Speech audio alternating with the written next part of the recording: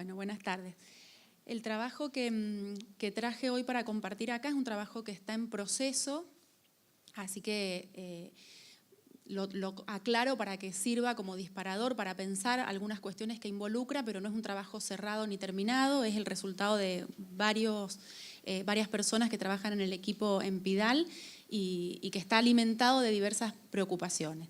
El título es El sistema de institutos de investigación, bases estructurales en el CONICET y en las universidades nacionales, y parte de una hipótesis central que compartimos en el equipo que se refiere a la existencia de un campo científico argentino como un espacio fuertemente institucionalizado y dotado de grandes recursos, y sobre todo en estos últimos años con un fuerte crecimiento de recursos, pero al mismo tiempo un espacio estructuralmente heterogéneo. Es decir, un espacio donde hay asimetrías, donde hay una distribución desigual del poder científico entre las instituciones y entre las disciplinas. Y precisamente eso es lo que queremos trabajar desde una arista en este trabajo. Las asimetrías se refieren, en nuestro criterio, digamos, a diferentes aspectos. Uno de ellos es la existencia de un marco institucional predominantemente público. Tenemos una única agencia de evaluación y acreditación universitaria, 52 universidades nacionales, que concentran el 79% de la matrícula de grado, y 49 universidades privadas que ejecutan una porción muy pequeña de investigación. Tenemos grandes agencias especializadas de investigación como el CONICET, la CENEA, el INTI e INTA, y un crecimiento muy fuerte, sobre todo en este último tiempo, del CONICET y de los organismos vinculados al MinCit. Mientras que en las universidades nacionales, donde los principales recursos para hacer investigación provienen del programa de incentivos, hemos visto este último tiempo un estancamiento de los recursos vinculados a este programa.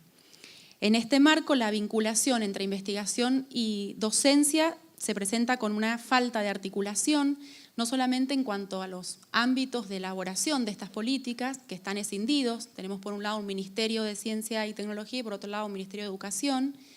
sino también en cuanto a las políticas concretas en estas dos instituciones. Me refiero a que, por ejemplo, los investigadores de CONICET no tienen obligación de dar clase, y por otro lado, los docentes universitarios en sus trayectorias y en sus sistemas de evaluación y de promoción, la trayectoria de investigación tampoco es relevante. Otra segunda asimetría tiene que ver con una distribución desigual de las capacidades de investigación, y me refiero, esto lo vamos a ver más adelante con datos concretos, pero a desigualdades regionales, institucionales, disciplinares, que lo voy a pasar para no demorarme más porque lo vamos a ver después. Existe una tensión, creemos nosotros, entre culturas evaluativas contrapuestas, y esto tiene que ver con la existencia de un grupo de científicos orientados nacionalmente, por un lado, y por otro lado científicos integrados internacionalmente, que tienen asiento en una u otra institución. Es decir, en el CONICET la evaluación científica, por ejemplo, está centrada básicamente en las publicaciones internacionales. Hay una identificación casi lineal entre excelencia e indexación de revistas. Y por otro lado, en las universidades nacionales, si bien la evaluación es más diversa, predominan los antecedentes docentes y el reclutamiento endógeno. La cuarta asimetría la podemos ver manifiesta en circuitos segmentados de publicación que se segmentan, digamos, en base a un triple principio que tiene que ver con la institución, la disciplina y la lengua, y que han ido conformando, nosotros por lo menos hemos identificado 4 circuitos: un circuito local alimentado por docentes universitarios, un circuito transnacional y regional latinoamericano, que está estimulado básicamente por las ciencias sociales y humanas del CONICET y los docentes investigadores de las grandes universidades nacionales, sobre todo categoría 1 y 2, y un circuito mainstream que está circunscripto básicamente a investigadores del CONICET pertenecientes a las ciencias exactas naturales, biológicas y de la salud. Partiendo de estas asimetrías, digamos, en el campo científico universitario, y por supuesto teniendo en cuenta la evolución de las políticas para la investigación en estas dos instituciones, este cuadro resume a grandes rasgos por dónde fue pasando más o menos la política para investigación desde los 50 hasta la actualidad. No tenemos el tiempo para revisarlo, pero sí quería detenerme un poquito en el periodo de la última dictadura militar, que fue mi tema de investigación doctoral, y que creo que fue una etapa muy importante para lo que me preocupa, digamos, porque fue un punto de inflexión que generó una característica estructural del sistema científico universitario que se arrastró y que creo que continúa hasta el día de hoy. Y tiene que ver precisamente con la escisión entre investigación y docencia. Esto se fue produciendo a partir de diferentes medidas implementadas en ese periodo, pero básicamente yo encontré una transferencia presupuestaria ocurrida en la finalidad ciencia y técnica, que es de donde provienen los principales fondos para investigación, tanto para el CONICET como para las universidades. Y para darles los porcentajes para que vean la dimensión. En 1975 las universidades recibían de esta finalidad el 26% y en el 76 pasaron a percibir el 8%, mientras que el CONICET, que recibía el 13%, pasó al 26%. Esta transferencia presupuestaria fue clave porque si bien en todo el campo científico universitario se inició un proceso de disciplinamiento, de control ideológico, de expulsión tanto de investigadores como de docentes, en el caso universitario estuvo acompañado del ahogo económico, de la disminución de matrículas, cierre de institutos, pero en el caso del CONICET se inició un proceso bien contradictorio y el disciplinamiento estuvo acompañado por una fuerte expansión institucional, se crearon más de 100 institutos, la incorporación muy importante también de investigadores y becarios en ese momento. Digamos que en términos generales esta expansión del CONICET tuvo como contracara la contracción de las universidades nacionales y estos dos procesos hay que verlos de manera conjunta. Y para enmarcar un poco lo que quiero mostrarles, algunos datos del momento actual. En ese sentido, quería mostrarles cómo la dictadura fue un parteaguas, creo yo, y cómo esta creación de muchos institutos del CONICET, sobre todo en la primera etapa, vinculados específicamente al CONICET y desvinculados de las universidades nacionales,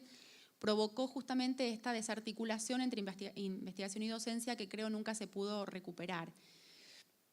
Actualmente la inversión en actividades científicas y tecnológicas ha aumentado, sin embargo, como se dijo también a la mañana, no se logró la meta propuesta para el Bicentenario. Y la composición de esta inversión en el año 2013, que son los últimos datos disponibles, muestra una preeminencia muy importante del sector público. El 75% de este gasto se canalizó a través del sector estatal, de los cuales el 48% fue para organismos públicos, entre los que está incluido el CONICET, y el 27% para universidades nacionales. Nosotros quisimos indagar un poco cuál fue el gasto de las universidades y del CONICET, y es un dato de muy difícil acceso, no es fácil de construir, entonces hemos tomado, simplemente para dar un marco de referencia, una publicación que analiza el gasto público. Lo voy a pasar, estos gráficos nada más es para mostrar que ha habido un proceso que viene sobre todo desde los 90 en adelante, de desinversión del gasto para investigación destinado a las universidades nacionales. Mientras que ha habido un fortalecimiento de institutos vinculados, de organismos vinculados al MinCit, con una fuerte presencia del CONICET. Básicamente eso. Además, en el CONICET ha habido un crecimiento exponencial de recursos humanos y una característica importante para destacar es que han crecido los institutos de doble dependencia, lo voy a dejar ahí, después lo vamos a poner bajo crítica. Y en las universidades nacionales ha habido un incremento de cargos con dedicación simple, crecimiento de docentes en el programa de incentivos, pero con un estancamiento salarial y con una fuerte concentración en las 3 universidades más grandes, UBA, La Plata y Córdoba. Es decir que, de alguna manera, lo que quiero plantear es que el espacio privilegiado para fomentar la investigación ha sido y continúa siendo el CONICET. Lo que yo hice en el trabajo empírico teniendo en cuenta todo esto que hemos visto hasta ahora, es la construcción de una base de datos de institutos de investigación. Llegué a 1050 institutos, les digo que es una tarea bastante ardua porque no es información que está disponible, hay muchos institutos que aparecen en la web y que uno no encuentra ni quiénes son los investigadores, ni qué líneas de investigación desarrollan, si son realmente institutos que funcionan o son institutos fantasmas, sobre todo los universitarios es muy difícil el acceso. Esta base de datos tenía una representación del subsistema universitario con un 77%, CONICET 6% y los institutos de doble dependencia representaban el 16%. Entre los universitarios habían 4 universidades que concentraban el 44% de esos institutos, en orden de importancia: La Plata, Córdoba, Rosario y UBA. Y me pareció importante ver, esto es cantidad de institutos por universidad, pero me parece importante ver cuántos son los investigadores que trabajan en esos institutos, porque eso habla también de cuáles son las capacidades de investigación de esa universidad. Y ahí encontré lo que hipotetizábamos, digamos, que hay una fuerte concentración en UBA. Estos son investigadores de CONICET con lugar de trabajo en un instituto universitario, y fíjense la diferencia en cantidad de investigadores que hay en UBA respecto al resto de las universidades, y estos son docentes incentivados también por universidad, o sea que muestra una alta concentración en UBA. En cuanto al subsistema del CONICET, una característica importante es que el 73% de sus institutos son de doble dependencia, esto es, tienen un convenio entre el CONICET y alguna universidad nacional, y ha habido un aumento de investigadores del CONICET en las universidades. Si vemos un poco cuál fue la evolución de la creación de institutos de investigación, la línea verde muestra el total, y ahí se puede ver claramente como tres grandes periodos de expansión: el periodo de la dictadura precisamente, los 90, 2002 y el periodo actual. Ahora, la línea azul representa los institutos del CONICET y la línea roja los institutos universitarios. Y allí se ve claramente lo que les decía yo, como en dictadura hubo una expansión muy fuerte de institutos del CONICET y una contracción de los universitarios, y a partir de la recuperación democrática este proceso se invierte. Respecto a cómo es la distribución disciplinar de estos institutos que conforman mi base, esto es un dato que nos muestra claramente una fuerte concentración en Cava. Las columnas azules son de CONICET y las rosas de universidades, institutos universitarios. Y si bien en el Gran Buenos Aires tenemos el 26% de institutos universitarios, aquí tenemos que tener en cuenta que está incluida la Universidad Nacional de La Plata, que es la que más pesa en cuanto a cantidad de institutos. Sin embargo, si consideramos la columna azul, que son institutos de CONICET en Cava, sumado a la concentración de investigadores y docentes incentivados en UBA, nos da como resultado una concentración enorme, muy marcada en Cava. La distribución según disciplinas, acá las siglas lo puse por una cuestión de espacio: las ciencias agrarias, ingenierías y de materiales y las ciencias sociales y humanas tienen mayor presencia en los institutos universitarios, mientras que las ciencias biológicas y de la salud y las ciencias exactas y naturales tienen mayor presencia en el CONICET. No me voy a detener por una cuestión de tiempo. Este gráfico lo que intenta es mostrar la vinculación entre las disciplinas, el tipo de dependencia, y acá separé los de doble dependencia, y dentro de cada disciplina cuántos institutos y cuántos investigadores hay. El dato que más llama la atención en este gráfico, que me parece que nos puede permitir reflexionar después, tiene que ver con las ciencias sociales y humanidades, donde el 65% de los investigadores de CONICET tienen lugar de trabajo en institutos universitarios y el 91% de los institutos de estas disciplinas dependen de las universidades. Estos datos me permitieron construir, o estoy en proceso de construir, algunos perfiles institucionales y disciplinares. En primer término, podríamos decir que los institutos universitarios tuvieron una expansión a partir de 1984 y sobre todo entre el 90 y el 2002, que tienen una concentración un poco mayor en Gran Buenos Aires, acá está la Universidad de La Plata, y que tienen una fuerte presencia de las ciencias sociales y las ciencias agrarias, ingenierías y de materiales. En el caso de los institutos del CONICET, el 50% funciona en una sede propia, no funciona en el marco de un CCT ni de una universidad. Fueron creados principalmente hasta 1983, se concentran en Cava y se dedican sobre todo a las ciencias exactas y naturales. Y los de doble dependencia funcionan mayormente en una universidad.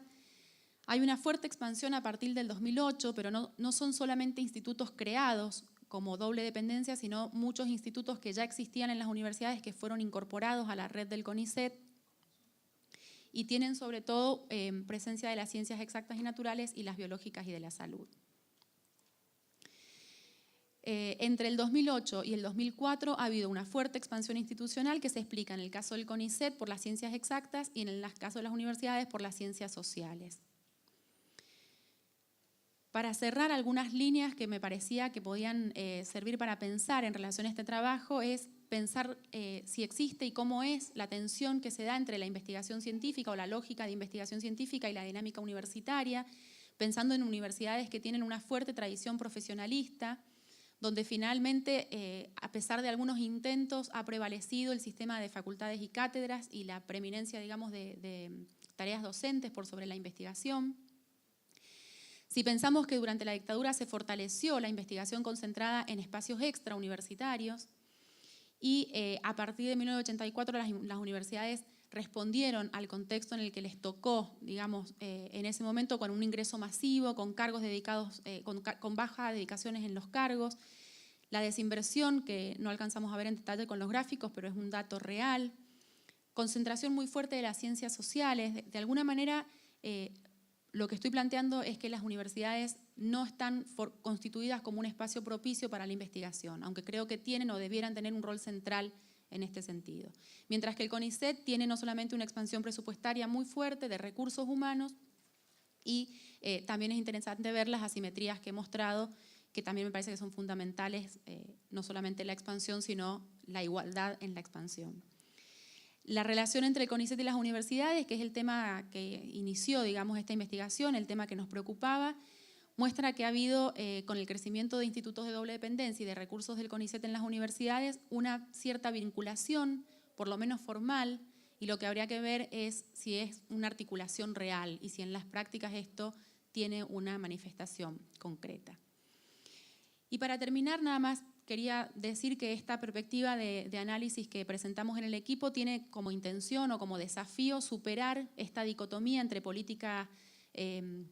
entre investigación y docencia, entre organismos de ciencia y tecnología y universidades, que creo que es una decisión que no está solo manifiesta en términos políticos, sino también como espacios de estudio, ¿no? Tenemos una larga tradición de estudios sobre educación superior y una tradición de estudios sobre ciencia y tecnología, pero no se tocan, no se leen, no se juntan.